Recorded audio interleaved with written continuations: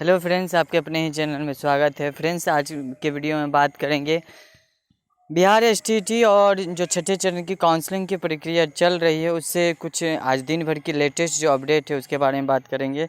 जैसा कि आप स्क्रीन पे देख रहे हैं कि कक्षा 6 से 8 के लिए जो शिक्षक पात्रता परीक्षा के विषय पर फंस रहे मामले पर स्थिति स्पष्ट हुई। ये इस वीडियो में बात करेंगे कि कक्षा 6 से 8 वाले विषय जो टीचर अभ्यर्थी बनना चाह रहे थे उनका जो एकेडमिक विषय है, ठीक है, जिससे वो जैसे 10th 11th 12th या ग्रेजुएशन किए हैं तो जिस सब्जेक्ट से किए हैं उसी सब्जेक्ट से वो टीचर बन सकते हैं, ना कि कॉम्पोजिशन सब्जेक्ट से टीचर बन सकते हैं। बाय द वे, एक फॉर एग्जांपल लेते हैं कि मान लीजिए कि हम बीएससी किए हैं या आईएससी किए हैं तो हम मैथ, फिजिक्स या केमिस्ट्री से के टीचर बन सकते हैं कक्षा 6 से 8 के लिए, या आगे भी यही रूल लगभग लागू होता है। लेकिन अगर आप कॉम्पोजिशन सब्जेक्ट हिंदी या इंग्लिश या संस्कृत से टीचर बनना चाहते हैं तो ये संभव नहीं है। इस वीडियो में यही सब पे बात करेंगे डिटेल्स में। आइए देखते हैं आज दिन भर की क्या कुछ खबरें हैं। जैसा कि आप स्क्रीन पे देख सक रहे हैं कि कक्षा 6 से 8 के लिए शिक्षक पात्रता परीक्षा के विषय पर फंस रहे मामले पर स्थिति स्पष्ट हुई है, क्लियर हुई है। स्नातक एवं टीटी में समान विषय से उत्तीर्ण अभ्यर्थी की बहाली। बहुत सारे अभ्यर्थी कंफ्यूज थे कि कक्षा 6 से 8 के लिए जो शिक्षक पात्रता परीक्षा के विषय पर जो मामला है वो स्थिति स्पष्ट नहीं थी, लेकिन सरकार ये स्थिति स्पष्ट भी की है और तमाम अखबारों ने भी इसे प्रमुखता से छापा है और डिटेल्स में लिखा है आर्टिकल्स। क्या कुछ है आइए थोड़ा सा डिटेल्स पढ़ लेते हैं और उसके बाद रुक करेंगे अगली खबर की ओर। स्नातक एवं टीईटी में समान विषय से उत्तीर्ण अभ्यर्थी की ही बहाली। यहाँ पे आप देख सकते हैं वर्ष 2017 में आवेदन से पहले किया था स्पष्ट, ठीक है। यहाँ पे निदेशक ने निर्देश दिया है कि वर्ष 2017 टीईटी में आवेदन से पहले ही यह स्पष्ट था, स्नातक में पठित गणित के अभ्यर्थी को द्वितीय पत्र में गणित विषय में उत्तीर्ण होना जरूरी था। यह नियम अन्य विषय पर भी लागू है। भाषा समूह के लिए भी यही है। स्नातक स्तर पर कॉम्पोजिशन में पठित विषय के आधार पर भाषा विषय में चयन का आधार नहीं माना गया। जैसा कि मैंने अभी बताया कि कॉम्पोजिशन सब्जेक्ट अगर आपका है तो उस सब्जेक्ट का आप टीचर नहीं बन सकते। ये 2017 में ही क्लियर था, लेकिन फिर अभी कन्फ्यूज क्रिएट हो गया अभ्यर्थियों के बीच में। डिटेल्स में थोड़ा सा पढ़ लेते हैं, उसके बाद इस खबर की ओर रुख करेंगे कि matric, inter, teacher training and TET प्रमाण पत्र की जांच के बाद मिलेगा नियुक्ति पत्र। इससे पहले थोड़ा सा इसकी डिटेल्स पढ़ लें क्या कुछ है। यहाँ पे आप देख सकते हैं कि स्नातक विषय एवं टीटी में समान विषय उत्तीर्ण अभ्यर्थी की कक्षा 6 से 8 की बहाली के योग हैं और कक्षा 6 से 8 के शिक्षक के पद पर नियुक्ति पर शिक्षक पात्रता परीक्षा विषय पर फंस रहे मामले पर निदेशक ने स्थिति शनिवार को स्पष्ट कर दी है। नोटिफिकेशन भी जारी किया था। प्राथमिक शिक्षा निदेशक डॉक्टर रंजीत कुमार सिंह ने इस संबंध में सभी नियोजन इकाई को निर्देश दिया। स्नातक के कॉम्पोजिशन विषय में टीटी उत्तीर्ण अभ्यर्थी कक्षा 6 से 8 में नियुक्त नहीं होंगे, ठीक है। जो कॉम्पोजिशन विषय में टीटी उत्तीर्ण अभ्यर्थी हैं वो कक्षा 6 से 8 में नियुक्त नहीं होंगे, क्लियर है ये। तो वैसे अभ्यर्थी जो हैं, ऐसे अभ्यर्थी वो अभी अवेयर हो जाएं। वर्ष 2017 की टीटी में स्नातक के विषय पर ही टीटी में बैठने के अभ्यर्थियों को अनुमति मिली थी। इसके बावजूद कॉम्पोजिशन वाले विषय में भी अभ्यर्थी इसमें शामिल हुए थे। निदेशक ने कहा है कि विभिन्न नियोजन इकाइयों और अभ्यर्थियों की ओर से पूछा जा रहा है कि वर्ग 6 से 8 में नियोजन के लिए शिक्षक पात्रता परीक्षा में विषय में उत्तीर्ण होना आवश्यक है। शिक्षक पात्रता परीक्षा 2011 का आयोजन पहले हो गया था। शिक्षक नियोजन नियमावली 2012 के बाद में अधिसूचना किया गया था। शिक्षक पात्रता परीक्षा 2011 में आवश्यक सूचना प्रेषित नहीं होने के कारण स्नातक में पठित विषय और शिक्षक पात्रता परीक्षा 2011 के द्वितीय पत्र में चयनित विषयों में अंतर पाया गया। ऐसे में अभ्यर्थियों के हित में ध्यान में रखकर अगस्त 12 में निर्देश दिया गया है। तो ये कुछ अपडेट था। टीचर जो सब्जेक्ट जो कन्फ्यूजन थे टीचर की, मैं किस सब्जेक्ट से टीचर बनूंगा, उसके बारे में दिशा निर्देश था यहाँ पे। और उसके बारे में एक अच्छी खबर है। ये क्या खबर है कि matric, inter, teacher training and TET प्रमाण पत्र की जांच के बाद मिलेगा नियुक्ति पत्र। अच्छा हो, ऐसा हो तो। ऐसा अगर होता है तो कहीं ना कहीं फर्जीवाड़ा टीचर, जो फर्जी टीचर है वो दरकिनार हो जाएंगे और ट्रांसपेरेंसी की जो बात हो रही है वो कहीं ना कहीं माकूल धरती पर उतर आएगी, ज़मीन पर उतरता हुआ दिखेगा कि वाकई अब ट्रांसपेरेंसी झलक रही है। अगर ऐसा होता है तो मैट्रिक का जांच होगा, इंटर का कागजात जांच होगा, टीचर ट्रेनिंग टेट प्रमाण पत्र की जांच होगा, उसके बाद ही नियुक्ति मिलेगी। कहीं कुछ भी नाम मात्र भी गड़बड़ी पाया गया तो आप नियुक्ति से बाहर होंगे। यहाँ पे आप देख सकते हैं कि जिले में चयनित सूची की जांच के साथ ही शनिवार देर शाम तक 150 नियोजन इकाई की अभ्यर्थियों के सर्टिफिकेट अपलोड कर दिए गए हैं और यहाँ किसी तरह की मिली गड़बड़ी तो चयन होगा रद्द। आप इसको डिटेल्स में वीडियो को पॉज करके पढ़ सकते हैं। बढ़ते हैं अगले रुख की ओर।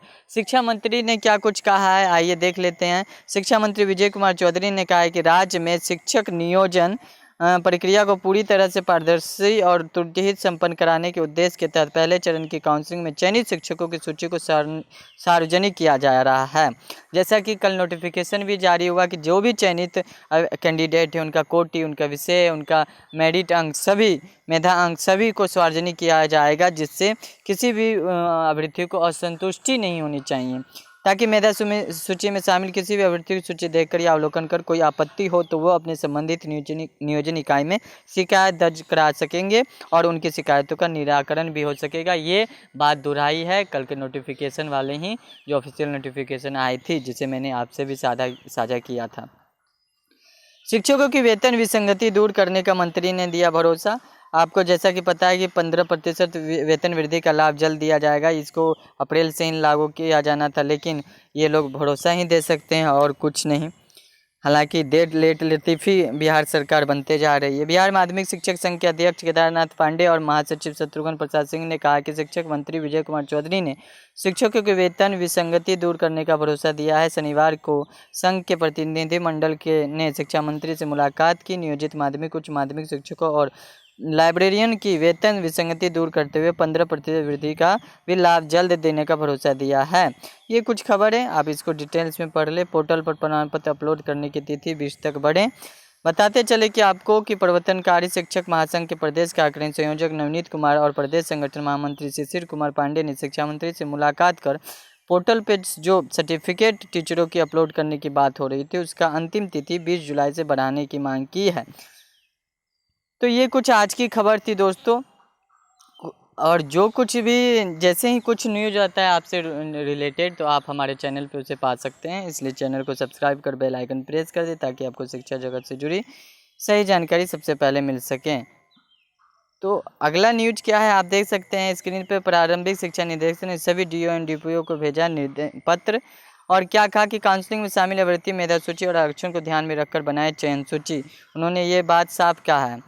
थोड़ा सा डिटेल्स में पढ़ लेते हैं। प्रारंभिक स्कूल के लिए पहले चरण की काउंसलिंग में नियोजन इकाईवार चयनित शिक्षक अभ्यर्थियों की सूची 20 जुलाई तक जिला के एनआईसी पोर्टल पर अपलोड होगा। चयन सूची में अभ्यर्थी के नाम, कोटि, मेधांक, विषय और क्षैतिज आरक्षण दर्शाना अनिवार्य है।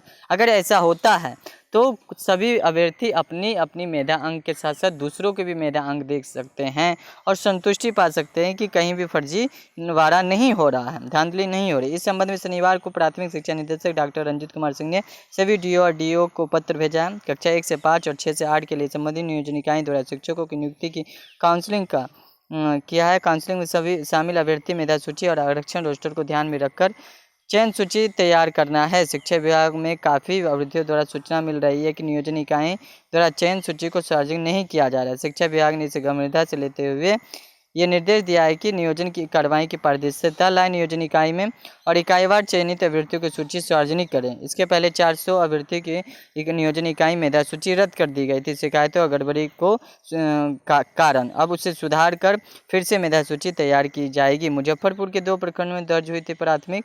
ये भी बताते चले कि 90,762 प्राथमिक शिक्षकों की बहाली के लिए पहले चरण में लगभग कुछ इसके आधे जो स्टूडेंट थे वो हुए हैं। जुलाई तक जो 4,808 विभिन्न नियोजन इकाइयों के लिए काउंसलिंग भी हुई।